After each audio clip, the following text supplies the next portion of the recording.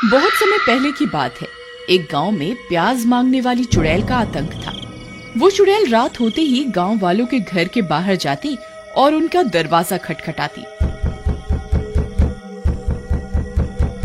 अरे इतनी रात गए कौन आ गया?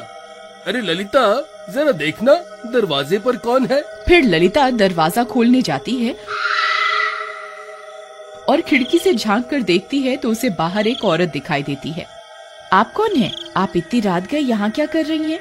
मैं बहुत भूखी हूँ, मेरी मदद करो ना, मुझे कुछ खाने को दे दो। लेकिन हमने जो बनाया था वो तो हम खा चुके हैं, अब खाने को कुछ नहीं है। एक काम करो, एक रोटी ही बना दो और साथ में एक प्याज दे दो, मैं उसी से अपनी भूख मिटा लूंगी।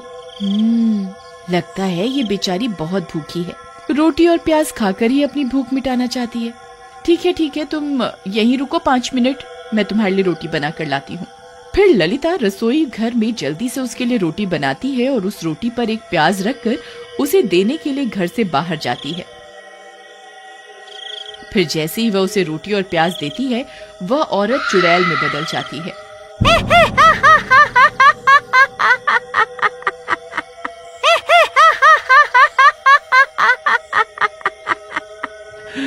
ये रोटी और प्याज तो सिर्फ बहाना था, मुझे तो तुझे इस घर से बाहर निकालना था।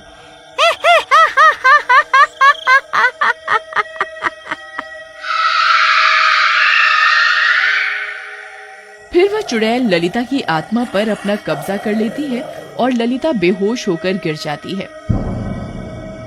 फिर इसी तरह वो चुड़ैल रोज रात होते ही गांव में आती और किसी न किसी का दरवाजा खटखटाकर उससे रोटी और प्याज मांगती। फिर जैसे ही कोई उसे रोटी और प्याज देने के लिए दरवाजा खोलता, वह उसकी आत्मा को उसके शरीर से खींच लेती और वहां से भाग जाती। फिर गांव की बहुत सी औरतें अपनी सुध बुध खो बैठी थीं। वो अब जिंदा लाश में बदल चुकी थी। रात होते ही वह चुड़ैल जंगल में बैठे बैठे उन औरतों को अपने वश में करने लगी थी। एक दिन ललिता सोते सोते उठ जाती है और खंजर से रमेश पर हमला कर देती है। अरे अरे नास मिट्टी, ये क्या कर रही है? मुझे जान से मारना चाहती है क्या? मैं अपनी मालकिन का काम कर रही हूँ, वो मुझे जो भी आदेश देंगी मैं उसे जरूर पूरा करूंगी। फिर रमेश उसे कुर्सी से बांध देता है और किसी तरह पूरी रात गुजारता है। फिर अगला दिन होने पर, मुखिया जी, मेरी पत्नी की आत्मा पर उस चुड़ैल ने अपना कब्जा कर लिया है। अब वो उस चुड़ैल के इशारों पर काम कर रही है। कल रात उसने मेरे ऊपर खंजर से हमला कर दिया, वो तो मैं किसी तरह बच गया। अब हमें उस चुड़ैल का कुछ ना कुछ तो करना ही होगा। तुम सही कहते हो, आज आने दो उस चुड़ैल को, उसे मजा चखा करके ही रहेंगे। रात होने पर वो चुड़ैल फिर से गांव में आ जाती है।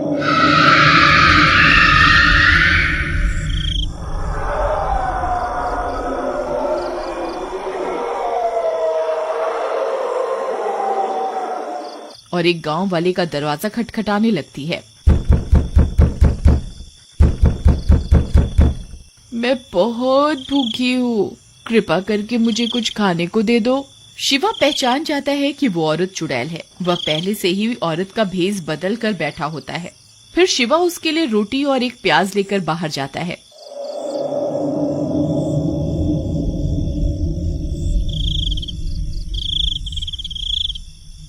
फिर जैसे ही वह उसे रोटी और प्याज देता है, तभी वह औरत चुड़ैल में बदल जाती है।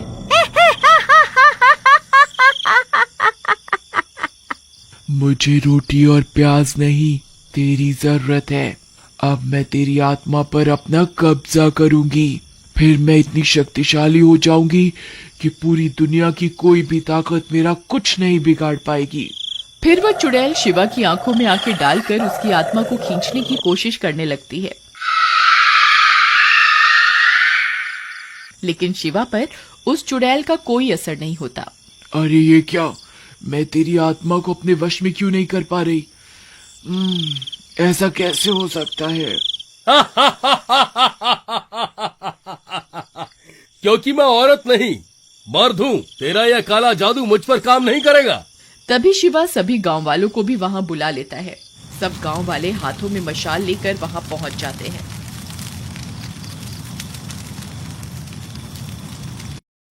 तुम मूर्ख गांव वालों को क्या लगता है तुम मेरा कुछ बिगाड़ पाओगे?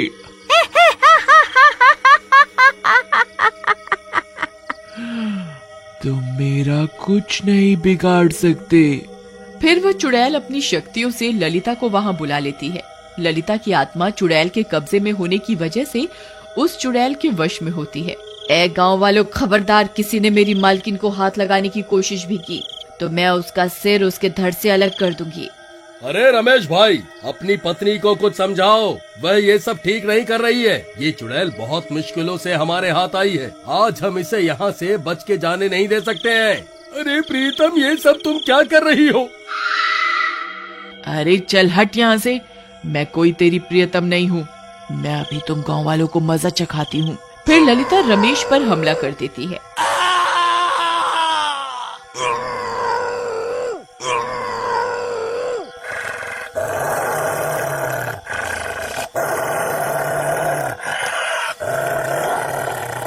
अरे मर गया रे! अरे कोई मुझे बचाओ, मेरी पत्नी तो पागल हो गई है। अरे कमबख्त, रुक जाओ, ये सब क्या कर रही है? मुझे कच्चा खाना चाहती है क्या? अरे गांव वालों, मेरी जान बचाओ, नहीं तो ये पागल औरत मुझे मार डालेगी।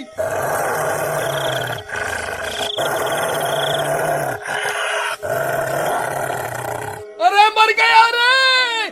बचाओ बचाओ बचाओ! फिर सब गांव वाले उस चुड़ैल को छोड़कर रमेश की जान बचाने में लग जाते हैं और इसी का फायदा उठाकर वह चुड़ैल वहां से भाग जाती है। अरे भाइयों, वह देखो, वह चुड़ैल तो अंधेरे का फायदा उठाकर यहाँ से भाग गई। फिर सब गांव वाले ललिता को एक पेड़ से बांध देते हैं। रमेश भाई, आज तुम्हारी पत्नी की वजह से वह चुड़ैल हमारे हाथ से निकल गई। तुम्हारी पत्नी भी अब एक चुड़ैल बन गई है, हमें इसे जान से मारना होगा।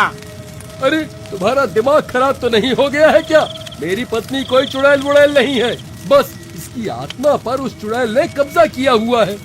अगर हम उस चुड़ैल को मार दे तो मेरी पत्नी भी ठीक हो जाएगी। लेकिन वह चुड़ैल तो भाग गई, अब क्या करें? अब तो वह चौकन्नी हो गई होगी, अब उसे पकड़ना बहुत मुश्किल हो गया है। मैं कल फिर से औरत का भेष बदल लूंगा, फिर जैसे ही वो रोटी प्याज मांगने आएगी हम उसे पकड़ लेंगे। नहीं शिवा, अब ये तरकीब काम नहीं करने वाली। उस चुड़ैल को तुम्हारी असलियत के बारे में पता चल चुका है, हमें कोई और रास्ता निकालना होगा। जी, मैं आप सबकी मदद कर सकती हूँ। इस गली में सबसे पहला घर मेरा ही है, वह सबसे पहले मेरे घर का दरवाजा ही खटखटाएगी। ठीक है, फिर हम कल का इंतजार करते हैं। फिर अगली रात होने पर वह चुड़ैल फिर से गांव में आती है और मीना के घर का दरवाजा खटखटाती है। मीना खिड़की से झांककर उस औरत को देख लेती है और समझ जाती है कि वह एक चुड़ैल है। फिर वह औरत उससे भी रोटी और प्याज मांगती है। मैं बहुत भूखी हूँ, मेरी मदद करो ना, मुझे कुछ खाने को दे दो। एक काम करो, एक रोटी ही बना दो और साथ में एक प्याज दे दो, मैं उसी से अपनी भूख मिटा लूंगी। मीना उसके लिए रोटी और प्याज लेकर बाहर जाती है। फिर उसके बाहर जाते ही वह चुड़ैल उसकी आंखों में आंखें डालकर उसकी आत्मा को खींचने लगती है।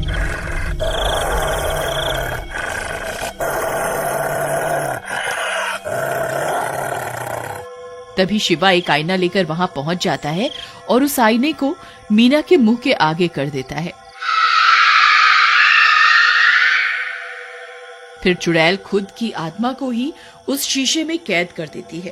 अरे ये क्या, मैं इस शीशे में कैसे कैद हो गई? गांव वालों, तुमने मेरे साथ धोखा करके अच्छा नहीं किया।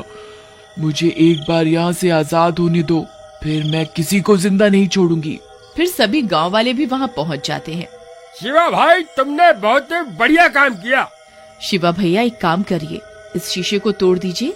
इस शीशे के टूटते ही इस चुड़ैल के भी टुकड़े टुकड़े हो जाएंगे। फिर शिवा उस शीशे को जमीन पर पटक कर तोड़ देता है और शीशे के साथ साथ चुड़ैल के भी टुकड़े टुकड़े हो जाते हैं। मर गई रे। फिर चुड़ैल के मरते ही वे दोनों औरतों की आत्मा भी आजाद हो जाती है और रमेश की पत्नी भी ठीक हो जाती है। तुम ठीक तो हो ना? तुम्हें कुछ हुआ तो नहीं ना? जी, मैं बिल्कुल ठीक हूँ। फिर इसी तरह उस प्याज मांगने वाली चुड़ैल से पूरे गांव को मुक्ति मिल जाती है।